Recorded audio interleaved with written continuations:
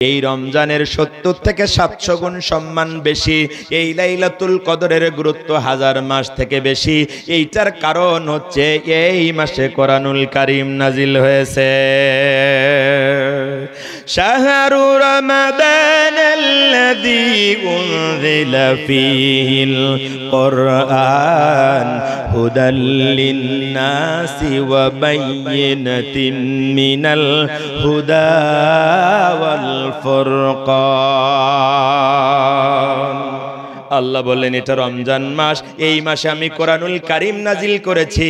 কোরআনুল কারীম নাজিল করেছি মানুষের হেদায়েতের জন্য। আর এটা এমন হেদায়েত, সত্য আর মিথ্যার ভিতরে পার্থক্য সূচিত করে দিয়া মানুষকে হেদায়েত দান করে দেয়। কি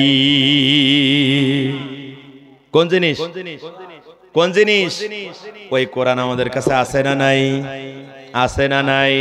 তার মানে এখনো ফিরে আসার সুযোগ আছে না নাই? আমার ভাইয়ের জন্য বলে গেলাম, প্রতিদিন অন্তত 2 থেকে 3টা আয়াত তত্ত্ব সহ পড়া লাগবে। নচেত আপনি মুত্তাকি হতে পারবেন না। আপনি রমজানে তাকওয়া অর্জন করলেও সে তাকওয়া ধরে রাখতে পারবেন না যদি প্রত্যেক দিন কোরআন তেলাওয়াত না হয়। এজন্য প্রতিদিন অর্থ সহ 2-3টা আয়াত তেলাওয়াত করতে হবে। রাজি আছেন মুসলমান? প্রতিদিন কোরআন তেলাওয়াত করতে রাজি আছেন? রাজি আছেন? নিজের বিবেককে বুঝাবেন, যদি আপনি কোরআন তেলাওয়াত না পারেন তাহলে শিখবেন। কোরআন তেলাওয়াত শিখতে 1 মাসও লাগে না, তার কম সময় হয়ে যায়। আধুনিক যে পদ্ধতি আসছে, 20 দিনে কোরআন তেলাওয়াত শেখা যায়, শুদ্ধ করে। তাও আপনি কোরআন তেলাওয়াত করতে পারেন না, এটা হচ্ছে আপনার অলসতা। কারণ কোন বীজ বপন করলে রসুন 10 মণ করে হবে ওটা তো ভালো জানেন।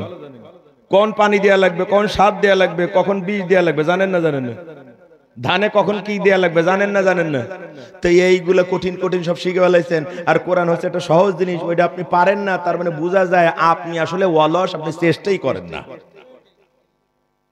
আপনি 1 মাস চেষ্টা করে তারপরে আমার কাছে এসে কবেন যে আমি পারি না। রাজি আছি মুসলমান?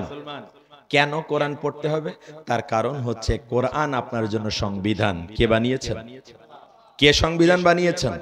সংবিধান যদি আপনি না মানেন তাহলে আপনাকে কি বলা হয়? দেশদ্রোহী। দেশের সংবিধান যদি আপনি না মানেন তাহলে আপনি কি? দেশদ্রোহী, রাষ্ট্রদ্রোহীর মামলা হবে আপনার নামে। তো আপনি যদি কোরআন না জানেন তাহলে আপনি তো আর মুসলমান থাকতে পারেন না, আপনি হয়ে যান অস্বীকারী, তার মানে কাফের।